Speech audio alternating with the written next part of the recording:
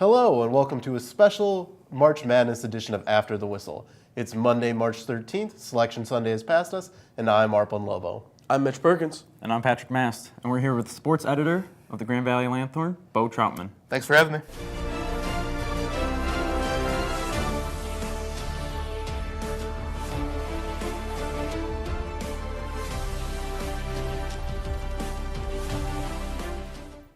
All right, so before we get to the brackets, let's recap some of the headlines from the weekend's championship action.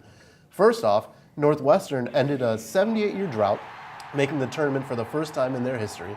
The folks in Evanston went crazy over it. Then, staying in the Big Ten, Michigan overcame a scary incident with their plane not taking off and ended up rallying and winning the Big Ten tournament over Wisconsin on Sunday.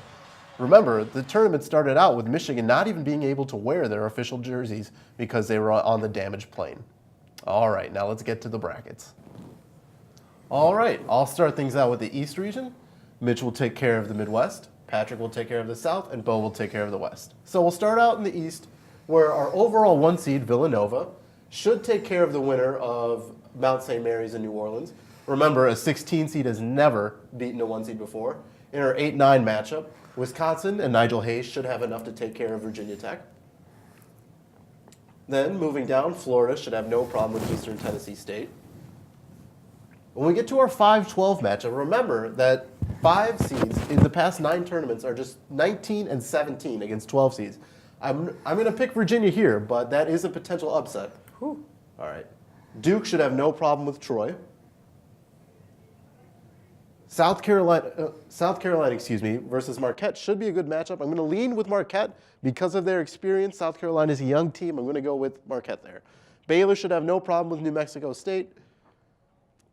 And SMU should take care of the winner of the Providence-USC game. That Providence-USC game is probably going to be very high scoring, so you might want to tune into that one tomorrow night. Back in the round of 32, Villanova should get past Wisconsin. Villanova, remember, is defending champs, very experienced team. Florida and Virginia is a very good matchup. I'm going to go with Virginia here. ACC, they're battle-tested, they're ready to go. Duke should roll past Marquette. And then in our 3-6 matchup, SMU has a legitimate gripe here. I think they're underrated. The 6th seed probably wasn't what they deserve. I'm going to pick them to get past Baylor. I'd have to agree that they definitely should be upset with the seeding that they received from the committee. Yep. All right, into the Sweet 16. Villanova and Virginia, 2 East Coast teams. I'm going to go with Nova again. All right, and Duke and SMU. Duke is coming off a lot of momentum. They just won the ACC tournament. I'm going to pick them to get into the Elite Eight. All right, and I'm going to pick Nova to take out Duke. Despite Duke's talent, I think Elite Eight is probably, a satisfactory run. They picked it up late, but I think Nova has enough talent to get back to the Final Four. Michael Bridges and Josh Hart, their veteran backcourt, talented backcourt. Both of those guys probably have NBA futures. I'm going to pick them to get back to the Final Four. I think Jay Wright's squad gets it done. I'm Mitch Perkins, and I'm going to be giving us a rundown of the Midwest region here for the March Madness bracket.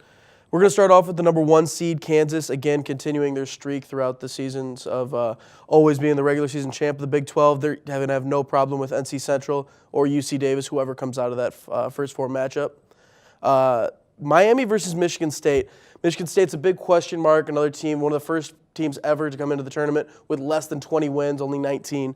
But I think Michigan State is going to be able to hold off on Miami. I think Bridges is going to be able to carry that team through. But again, that game's in question. 8-9 seed, always a toss-up. We're going to move on to Purdue versus Vermont, and Purdue should have absolutely no problem walking over them. They're playing some great basketball right now. The only loss that they've had of late that really was in question was that Michigan.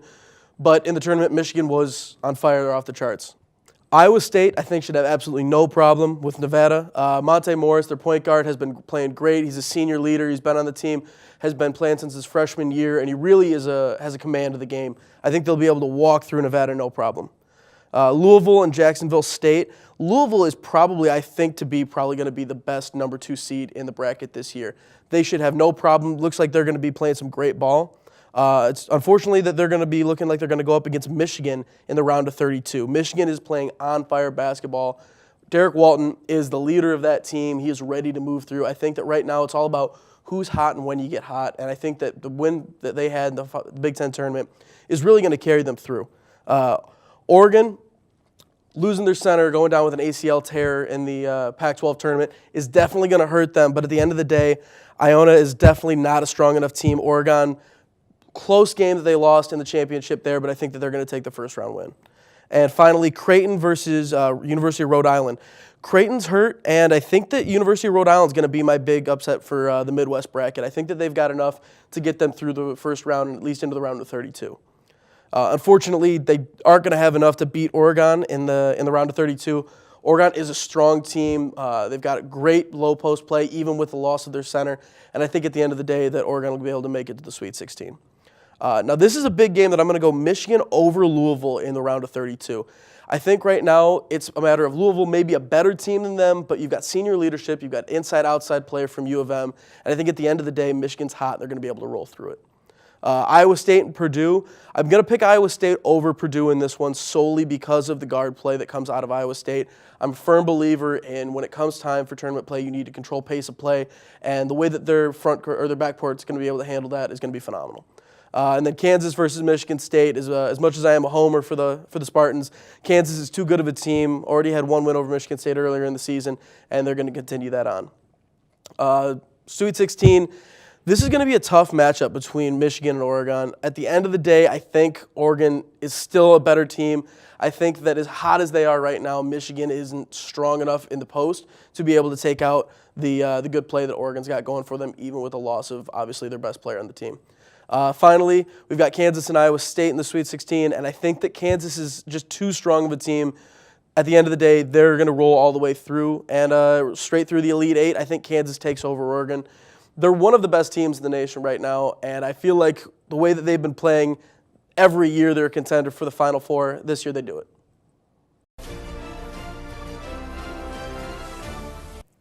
I'm Patrick Mast, and I'll be covering the South region for everyone today. It's full of a lot of blue chips, and right now we start off with North Carolina versus Texas Southern.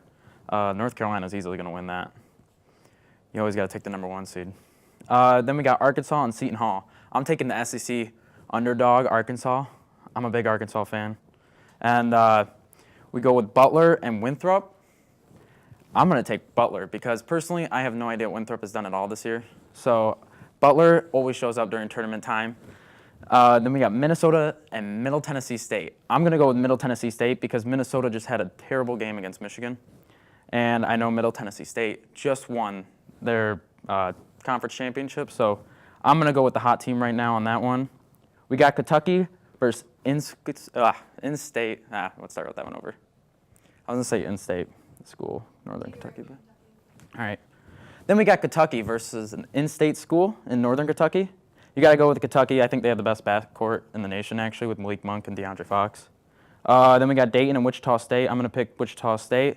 I don't like Ohio schools, so we're going to go with Wichita State here. Then we got UCLA and Kent State.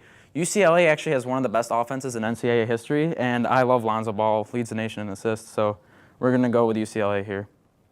Then we got Cincinnati and the winner of Kansas State and Wake Forest.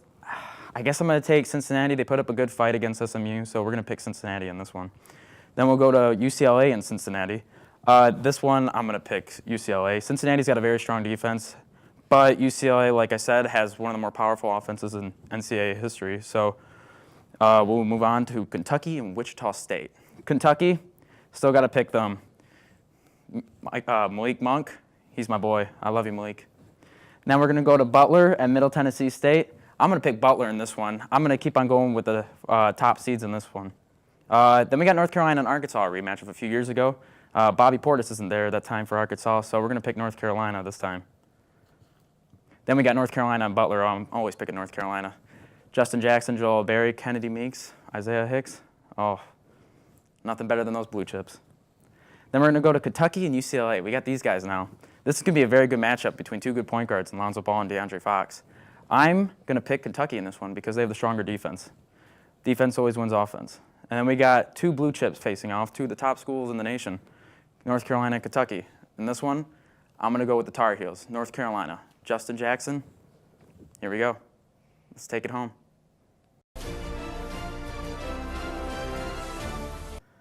All right, and I'm Beau Troutman. We're going to go out to the west, the best coast. And first off, we got Gonzaga, South Dakota State, not San Diego State. And I'm going to go with the Zags. I really like Mark Few. I think they're an early tournament favorite. I think Gonzaga is really a safe pick overall in this bracket. And for the second matchup of the West bracket, I'm going to go with Northwestern over Vanderbilt. I like Big Ten teams in general. I think it's a safe bet whenever you do pick a Big Ten team over another school. So I'm going to go with the Wildcats. And in the third matchup, West Virginia. Watch out for them. They average 84 points a game. They're playing Bucknell. I think Bucknell is too tall of a task against the Mountaineers, so give me West Virginia there. And up next, we got Princeton and Notre Dame, the two smart schools. But I think Notre Dame's going to be smarter in this one. So go ahead and give me the Irish. Notre Dame, I usually like them. They're a perennial tourney team. And then in the next matchup, we got Arizona and North Dakota. I'm going to be completely honest with you. I don't know much about anything in North Dakota, let alone their basketball team. So go ahead and give me Arizona there. Good stuff. And St. Mary's VCU. Now, St. Mary's is interesting. They only give up 56 points a game, which is the lowest in the tournament bracket. So go ahead and give me the strong D of the St. Mary's. And we got Florida State and Florida Gulf Coast. As much as I do want to pick Florida Gulf Coast, I don't think it's going to happen this year. I think they're kind of a known quantity. So go ahead and give me Florida State there. And finally, Maryland and Xavier. I told you I liked Big Ten teams, but I lied. I'm going to go with Xavier over with the upset here. I just think I like Melo Trimble. I like them, but them losing in the Big Ten tournament, I don't know. I'm just not feeling them this year. And Xavier is kind of the perennial team. They've been there before. I'll go with Xavier. All right, moving into the round of 32, Gonzaga. I really like Mark Few's team. Northwestern, I like the Wildcats. I like what they did in the regular season, but I got to go with the Mark Few-led Zags. And next up, West Virginia, Notre Dame. This could be, I don't know. I think it's going to be tight. I think it's going to be close. I'm kind of split on it, but go ahead and give me the Mountaineers. I think that offense, when you talk about a team that's over 80 points a game, especially in the tough conference, I think they're going to have the edge over a lot of teams.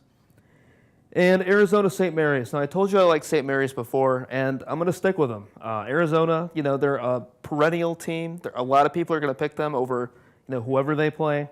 But St. Mary's, keep your eye on them this year. You heard it here first. I really think that they're going to make some noise this March. And Florida State and Xavier.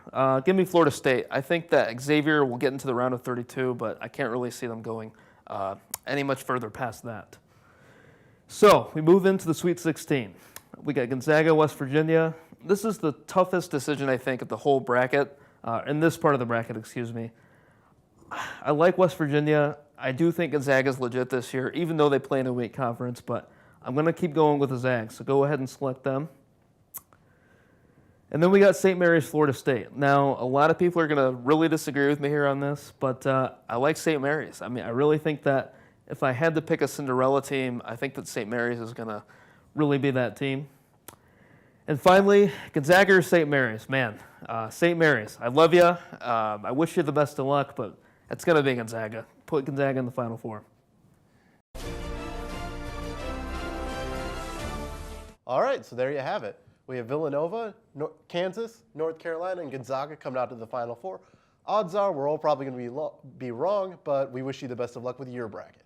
For everyone at After the Whistle, we'd like to thank Beau for coming out on the show today. I'm Arpan Lobo. All game, all season, always on After the Whistle.